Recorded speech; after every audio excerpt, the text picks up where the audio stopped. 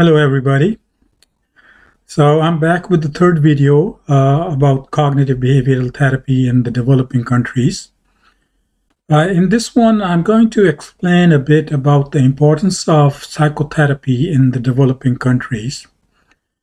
All in the current era, basically all societies have a certain amount of distress within them. And the distress comes from urgency, competition, survival issues, need to excel. So it's a competitive society. The whole world has become quite a competitive place. But the situation is particularly challenging in the developing countries, where it's hard to find jobs, where poverty is prevalent, where there is a tremendous amount of competition. And it's not only about poverty, it's about the whole setup is such that even people who do have resources, they are in such a tremendous competition for wealth and power and survival that they are also distressed, many of them anyways. So it's important, whenever we deal with something as a service, it's important to really have a good understanding of two things. Firstly, what is the need of that service? So you can determine the population that you plan to service. And the second thing is, who is going to be your competitors? So in this video, I'm going to explain why there is tremendous need of psychotherapeutic skills development in the developing countries. And in one of the near future videos, I'm going to explain the competition part. So let's get started. Now,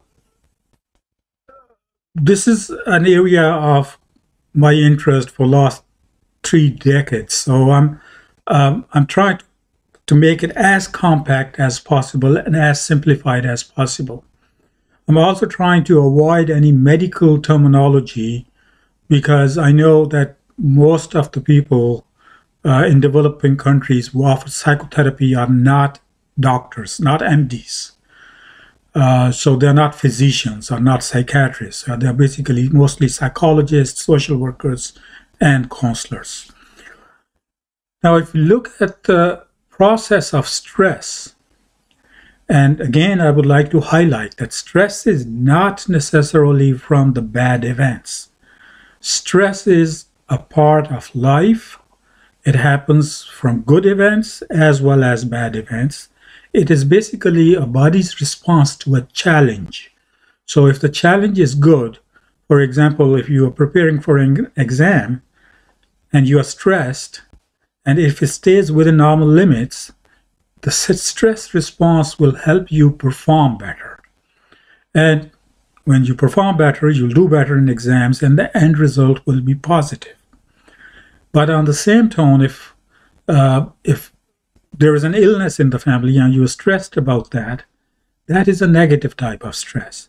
But the bodily response in many ways will be similar. So we don't say that stress itself is pathological. What we know is that chronic or prolonged stress can be pathological after it gets beyond a certain point. So acute stress, short-lived, situation-specific, in most cases, 90% plus cases, it will basically help the individual perform better. But if that stress becomes more chronic, depending upon that person, he or she will try to adapt to it to his best ability. And if he can adapt to it, and in the meanwhile the stress goes away, things will be fine. But if he can't adapt to it, or if the stress continues despite his or her efforts to adapt to that stress, ultimately that person is likely to suffer pathological symptoms. So when he's adapting, there may be a little bit of sleep problem, appetite problem, mood variation, stuff like that. But once it becomes pathological, those symptoms will become prominent, function will decline, and overall psychosocial well-being will decline.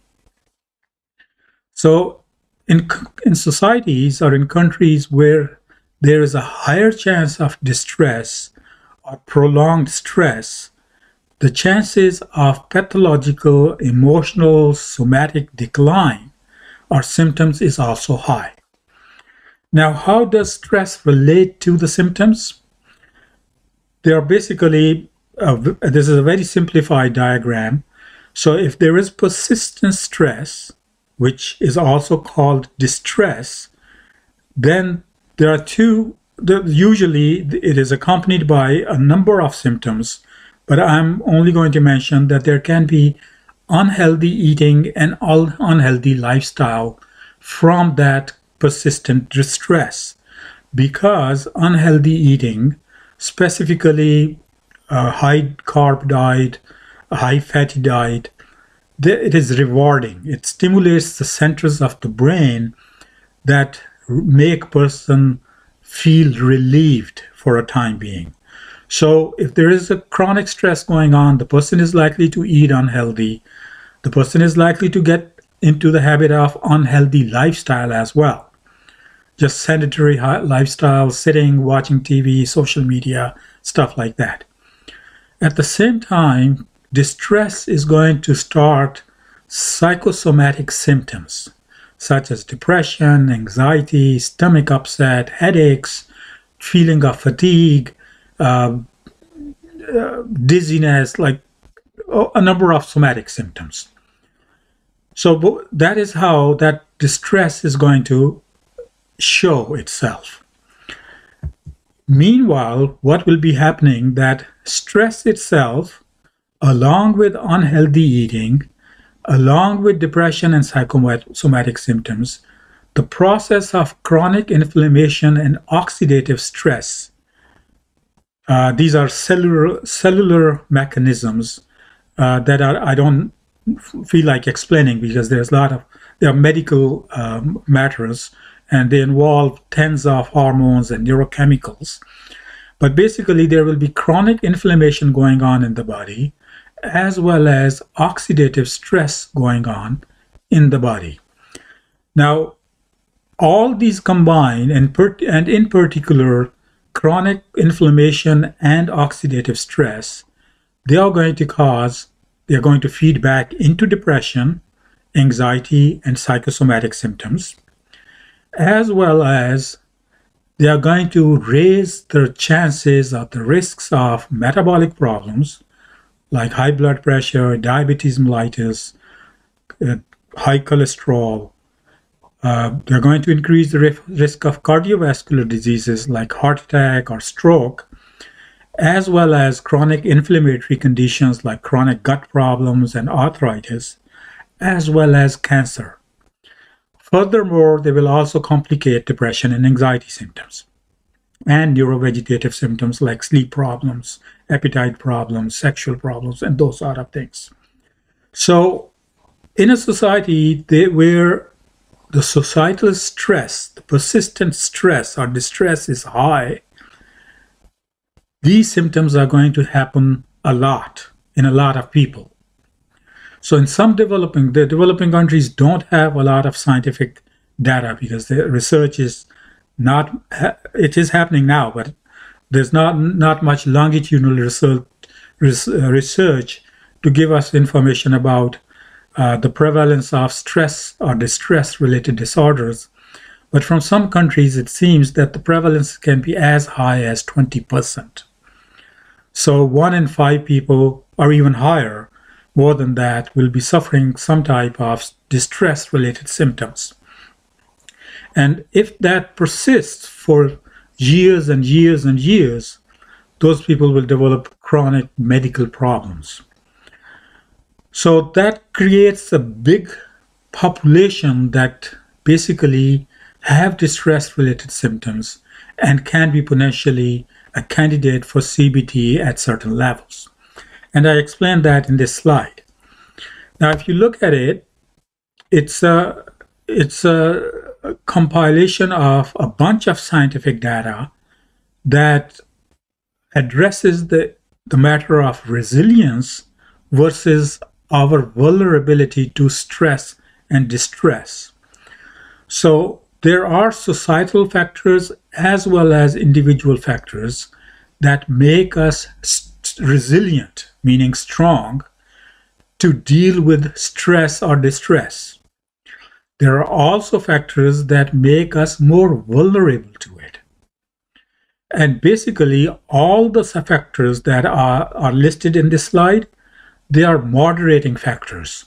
But I have grouped them in a way that you can understand that which factors are beneficial and which factors are not beneficial. Basically, the green, the ones listed under green are beneficial, and those listed under the red are not beneficial, and as you can read them, they are basically opposite to each other. So positive emotions, positive thinking, healthy lifestyle, life satisfaction, good support system, they will improve resilience. Whereas negative emotions, negative thinking, unhealthy lifestyle dissatisfaction, poor support system will increase the vulnerability to distress and distress-related symptoms. Then there are a few that are hard to classify as positive or negative, and they are genetic factors, there are prenatal factors, there are epigenetic factors, developmental factors, personality traits, and health and resources. So if we look at these factors closely, there's a whole bunch of factors that when they are positive, they add to resilience. And what are they? They deal with emotions and thinking. And what is CBT? It deals with emotions and thinking and behavior. So there is plenty of opportunity to tackle many of the emotional and psychosomatic illnesses or symptoms through CBT. Now, even when it comes down to the personality traits also moderated. Personality traits are hard to address through CBT. They usually need more psychodynamic-oriented type of psychotherapies. But still, CBT can offer a bit of benefit even on the traits if CBT is offered in a more longitudinal manner with a specific goal about certain traits. So we understand from this slide and this presentation that in developing countries, there is tremendous amount of psychosomatic pathology that can benefit from CBT. And that is why it is very important that people there, professionals there, develop CBT as a specific skill, not as a general psychotherapy. As I explained in the last talk, we want to talk about specific CBT, because that's what we know from the scientific literature, that it provides goal-oriented outcome. Now, I'll explain a lot of these important matters in the subsequent talks before I get into talking about CBT in particular and its methodology and its theory and all that. So please follow along, and if you find these talks helpful, please do share with other professionals and friends and colleagues. Thank you very much. Bye.